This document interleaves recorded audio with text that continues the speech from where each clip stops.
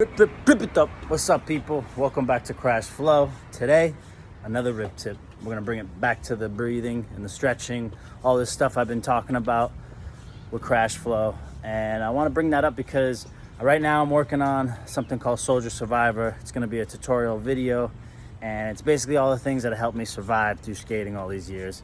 But really just stretching, mindfulness, breathing techniques, swimming, a lot of different things I've been doing that's really helped me skate for a long time. And number one, I would say stretching, and with stretching is breathing. So, I think there's a big difference between when we reach down, touch our toes, and we go, oh, I stretched today. Or, really taking your time, breathing into your stretching, starting to create that dialogue with your mind and body awareness. And I know for me, my breath is the beginning of that dialogue.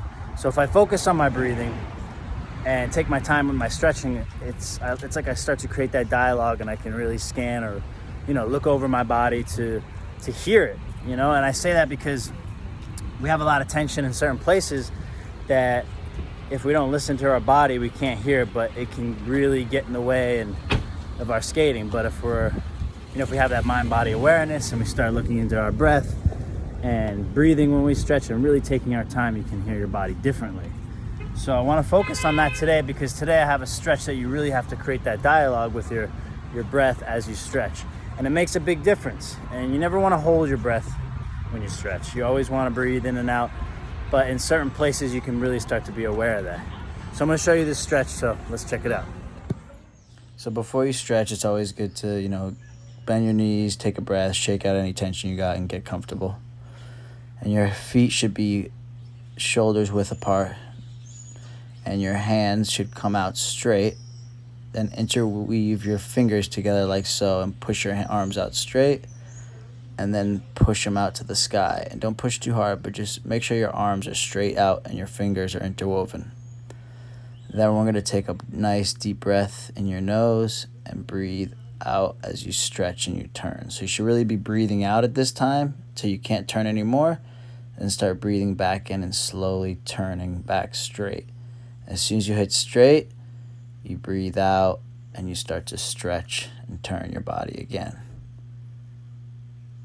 So you're breathing out as far as you can and turning your head, keeping your arms straight, and then breathing in when you turn back straight, and then you breathe out as you stretch out.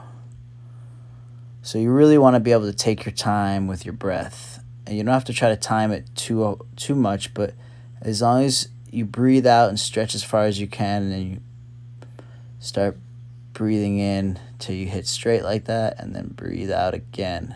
So this should be the end of your breath, is you're looking and turning back as far as you can, and then as soon as you're out of breath, you start breathing in, coming back to straight, and breathing out.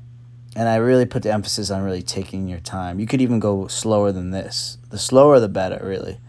And one of the most important parts of the stretch is to keep your feet straight. Because if you don't keep your feet straight, you really won't feel the proper stretch all the way through your back. So your feet straight, your arms all the way straight to the sky, and you're stretching from your torso and your core. You always want to stretch from your core. You don't stretch with your hands or your neck by overturning.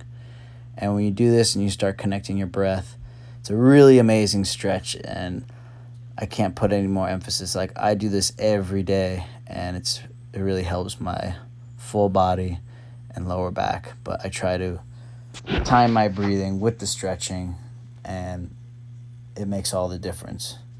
So you really want to consistently breathe. And then when you're done, just shake it out. And there you go. I already feel way more relaxed. That stretching helps me so much. And the reason why I put a lot of emphasis on this stretch, I've shown it to a lot of different people, like before I skate and stuff, is because it really helps my lower back. And I know I had a lot of issues growing up with my lower back in skateboarding. And that's why they think there's good specific stretches for skateboarders to do like this one. Because a lot of skateboarders I talk to have lower back problems. It becomes a really reoccurring thing. And I think it has a lot to do with the way we push on a skateboard. All that tension in our lower back, like that one leg that we push with, really gets tight. So that's why I love this stretch, because it's lower back and your hips, and those tend to be issues for skateboarders. So I hope you enjoyed it. I hope you practice it. But if you practice or try to stretch, try to try to get your breathing in and out as you stretch, just like I was saying in the video, because that's why I want to put the emphasis as well on breathing, because that's just entering in with the dialogue with yourself. And when you start to have that dialogue, it'll lead on to being more conscious with your body and listening to your body. And your body is probably telling you a lot more than you think most of the time. So I encourage that, to try to connect the breathing with your stretching. All right, guys, let's up.